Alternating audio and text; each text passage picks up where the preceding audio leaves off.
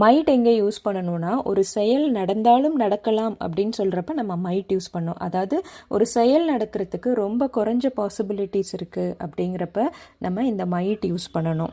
Might use பண்ணி sentence create பண்ணுறதுக்கான formula subject plus might plus V1 verb. V1 verb அப்படிங்கிறது present form of verb, அப்படின்னா நிகழ்கால வினைச்சொற்கள் அப்படின்னு அர்த்தம். இப்போ நான் இங்கே சில சென்டென்சஸ் தமிழில் கொடுத்துருக்கேன். மைட் யூஸ் பண்ணி எப்படி சென்டென்சஸ் இங்கிலீஷில் கிரியேட் பண்ணுறதுன்னு பார்க்கலாம். ரொம்ப ஈஸிங்க. சென்டென்ஸ் பாருங்கள், இன்னைக்கு மழை வந்தாலும் வரலாம். அப்போது இதை எப்படி நம்ம மைட் யூஸ் பண்ணி டிரான்ஸ்லேட் பண்ணுறது? இன்னைக்கு அப்படிங்கிறத நம்ம டுடே அப்படின்னு சொல்லுவோம். டுடே இட் பக்கத்தில் என்ன போடணும்? மைட் போடணும். சப்ஜெக்ட் பக்கத்தில் மைட் போடணும். டுடே இட் மைட் ரெயின் அப்படின்னா என்ன அர்த்தம்? இன்னைக்கு மழை வந்தாலும் வரலாம். அடுத்த சென்டென்ஸ் பாருங்க, அவர்கள் விளையாடினாலும் விளையாடலாம். இதை எப்படி நம்ம இங்கிலீஷில் சொல்கிறது?